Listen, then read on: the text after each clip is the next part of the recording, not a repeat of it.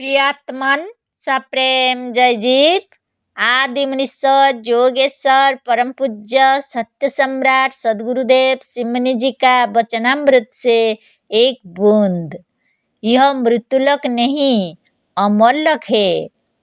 लोग कहते हैं यह मृत्युलोक है, यहाँ जो आया है वह अवश्य जाएगा।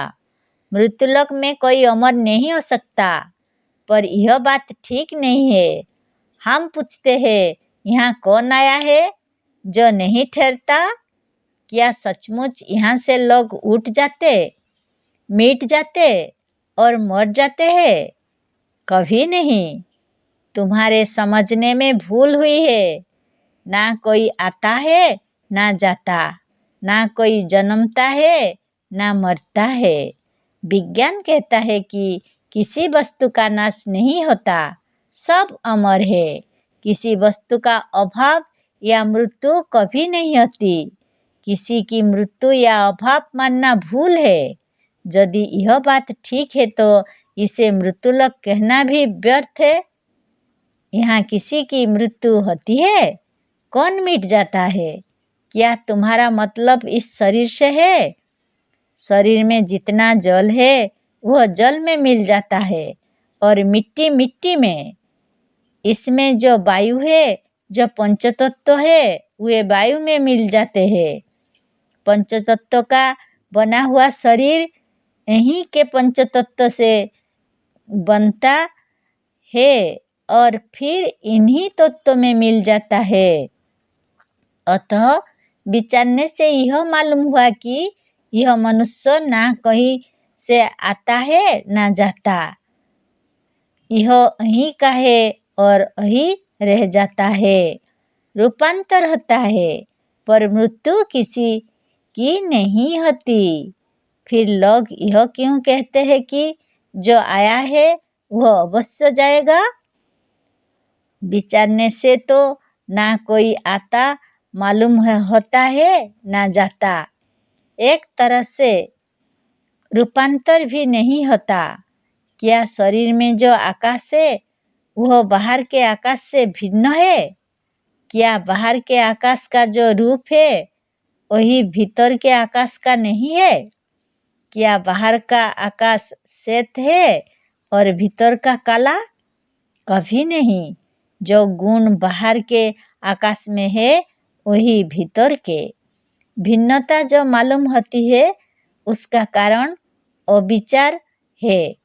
विचार से भिन्नता स्पष्ट हो जाती है। क्या बाहर और भीतर की वायु एक ही नहीं है? क्या बाहर की अग्नि उष्ण होती है और शरीर की शीतल? कभी नहीं। अग्नि जो कार्य बाहर कर रही है वह शरीर के भीतर भी करती है। शरीर में आने से उसका रूपांतर नहीं होता। यही दशा जल और मिट्टी की भी है। आँख पर पित्त चढ़ जाने से श्वेत वस्तु भी पीली मालूम होती है। श्वेत वस्तु का रूपांतर नहीं होता। अपनी आँखों का ही दोष है। बड़े बड़े तत्ववेत्ताओं ने कहा है कि रूपांतर भ्रम से मालूम होता है, वास्तव में नहीं। वेदांत भी कहता है कि भिन्नता, रूपांतर और नानात्व सब भ्रमजन्य और काल्पनिक है। अतः इस लोक को मृत्युलोक कहना भी भ्रम और कल्पना है। जब किसी की मृत्यु होती ही नहीं तो यह मृत्युलोक कैसे है? मरण और रूपांतर कल्पना से होता है, अज्ञान और अविचार से होता है। इससे मालूम होता है कि वास्तविक ज्ञान होने से मनुष्य मृत्यु को जीत सकता है। लोग कहते हैं मृत्युलोक में सबकी मृत्यु होती है, पर हम कहते हैं कि किसी की नहीं होती। क्या आकाश, अग्नि, जल और पृथ्वी की मृत्यु होती है? कभी नहीं। फिर आत्मा की मृत्यु के होती है? उसकी भी नहीं। फिर यहाँ किसी की मृत्यु होती है? जो लोग इसे मृत्युलोक कहते हैं, क्या जानवर और वृक्षों की आत्मा मर जाती है? वह भी नहीं। आत्मवादी कहते हैं किसी की आत्मा नहीं मरती, आत्मा अमर है। अच्छा, तो मृत्युलोक में कौन ऐसी वस्तु है जो अमर नहीं है? अमर, अजर और अविनाशी से उत्पन्न हुआ यह सारा संसार अजर, अमर और अविनाशी है। द्वैतवादी प्रकृति या परमाणु की भी उत्पत्ति नहीं मानते। परमाणुओं को सभी अमर, अनादि और अविनाशी मानते हैं। पंचतत्व भी अमर है। संसार का सब कुछ अमर है, अजर है, अविनाशी है। आजकल का विज्ञान भी कहता है कि किसी का अभाव नहीं होता, किसी की मृत्यु नहीं होती, सब अमर है। रूपांतर क्या है? कपड़ा सूत का रूपांतर है। रूपांतर होने पर सूत कपड़ा हो जाता है। पर जरा निकट से देखिए, अब भी प्रत्येक सूत अलग अलग है, मिलाने पर भी नहीं मिले हैं। अब जरा सूक्ष्मदर्शक यंत्र लगाकर भी देखिए, मालूम होगा कि प्रत्येक सूत एक दूसरे से बहुत पृथक है। सूत का रूपांतर हो गया, सूत से कपड़ा बन गया, पर वास्तव में यदि विचार करके देखा जाए तो किसी सूत का रूपांतर नहीं हुआ है। सारे के सारे सूत कपड़ा होने पर भी उसी दशा में है जिस दशा में वे पहले थे। उतने ही लंबे और उतने ही पतले हैं, कुछ फर्क नहीं पड़ा है। आज यदि हमारी आंखें ऐसी ना होती जैसी है तो ना मालूम यह कपड़ा कैसा दिखलाई देता। इन्हीं आँखों से दूर से जो कपड़ा जैसा दिखलाई देता है, वही आँख के अत्यंत निकट से नहीं। ठोस से ठोस पदार्थ भी गलकर जलवत हो जाते हैं। जल भाप बन जाता और भाप वायु में मिल जाती है, फिर यह वायु आकाश में मिल जाती है। इसी को हम लोग मृत्यु, नाश और रूपांतर कहते हैं। इस अवस्था में आप कह सकते हैं कि अमुक दृढ़ और ठोस पदार्थ मिट गया, उसका नाश हो गया, अब वह संसार में नहीं रहा। पर ऐसे यंत्र बने हैं या इससे भी बढ़कर बनाया जा सकते हैं जिससे हम इन पदार्थों को आकाश में स्पष्ट देख सकते हैं। अतः किसी का अभाव वास्तव में नहीं होता। जल को एक बर्तन में रखकर आग पर चढ़ा दीजिए, सारा जल भाप बनकर उड़ जाएगा। आप मोटी दृष्टि से कहेंगे कि जल का नाश हो गया, मृत्यु हो गई, जल गया, पर जल का एक एक अणु भाप के रूप में अब भी मौजूद है। ठंडक पाकर वह फिर जल हो जाएगा और खींचते वक्त यही क्रिया होती है। नीचे जल को जलाते हैं, जल भाप बनकर ऊपर उड़ता है, बर्तन के ऊपरी हिस्से में ठंडक पहुंचाई जाती है, फिर यही भाप जल बनकर एक नलिका के मार्ग से बोतल में गिरता जाता है। जलाने से जल के एक बिंदु का भी नाश नहीं होता। जल अमर है, मिट्टी अमर है, अग्नि अमर है, वायु अमर है और आकाश अमर है। संसार के इस लोक के प्रत्येक पदार्थ अमर है। सब अमर है तो मनुष्य की मृत्यु कैसे हो सकती है? सब अमर है तो शरीर कैसे मरेगा? जल जब जमकर पत्थर के समान हो जाता है तब भी वह जल है। गर्मी पाकर फिर वह जल हो जाएगा। अधिक गर्मी से ही भाप बन जाएगा, फिर भी वह जल है। समुद्र का जल भाप बनकर ऊपर बादल के रूप में उठता है और जल रूप में फिर नीचे गिरता या बरसता है। यह फिर बह बहकर उसी समुद्र में चला जाता है जहाँ से यह आया था। इस लोक के किसी अणु का कभी नाश नहीं होता। सब उतने ही बने हुए हैं जितने वो पहले थे। एक रत्ती की भी कमी नहीं हुई। एक एक अणु अविनाशी, अजर, अमर और अनादि होने से ब्रह्ममय और ब्रह्म है। अतः इहलोक ब्रह्मलोक है, अमरलोक है, शिवलोक है, मृत्युलोक नहीं है। इसके जब एक एक अणु अमर और अविनाशी है तो यह मृत्युलोक कैसे हुआ? लोग कहेंगे कि ब्रह्मलोक वह है जहाँ ब्रह्म रहता है, शिवलोक वह है जहाँ शिव रहते हैं, और विष्णुलोक वह है जहाँ विष्णु रहते हैं। पर यह बात ठीक नहीं है। क्या ये लोग मृत्युलोक में नहीं है? यदि नहीं है तो ये सर्वव्यापक कैसे हो सकते हैं?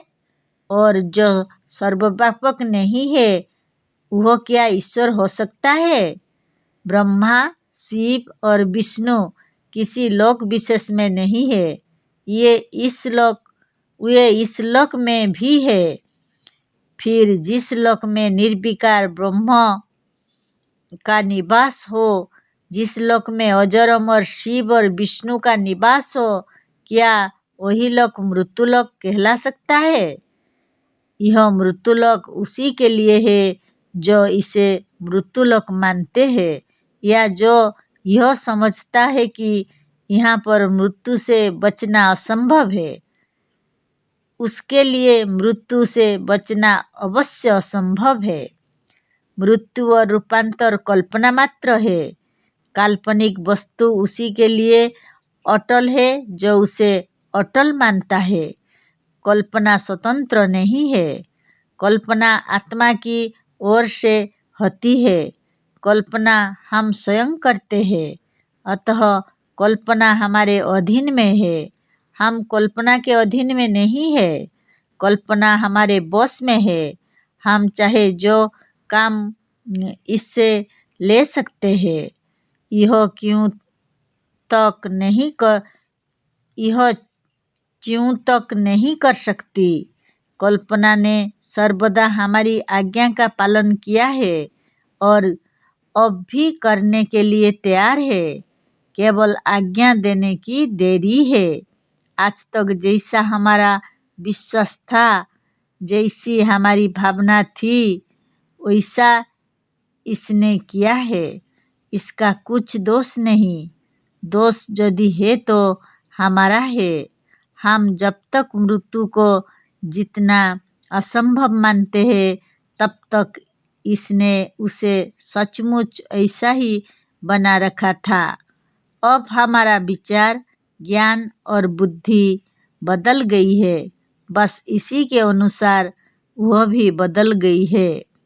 अब हम अपने शरीर को अमर मानते हैं। बस यही भी अपना काम कर चुकी। इसने अपने असीम और अपार बल से शरीर को अमर बना दिया है। मनुष्य एक मनमय प्राणी है। यह धीरे धीरे वैसा ही हो जाता है जैसा सोचता है, जैसा विश्वास करता है या जैसा होना चाहता है। विश्वास वैसा ही होता है जैसा ज्ञान होता है। ज्ञान के बदल जाने से विश्वास भी बदल जाता है। यह लोक मृत्युलोक है। यहाँ मरना आवश्यक है। इस ज्ञान ने मनुष्य जाति का बड़ा उपकार किया है। इस ब्रह्मपूर्ण ज्ञान से लोग यही विश्वास करने लगे कि सचमुच यह मृत्युलोक है। यह दुख से पूर्ण है। सुख से पूर्ण अमरलोक, ब्रह्मलोक या शिवलोक कहीं अलग है। क्या यह मंगलमय शिव परमात्मा कहीं एक जगह रहता है? क्या वह सर्वव्यापक नहीं है?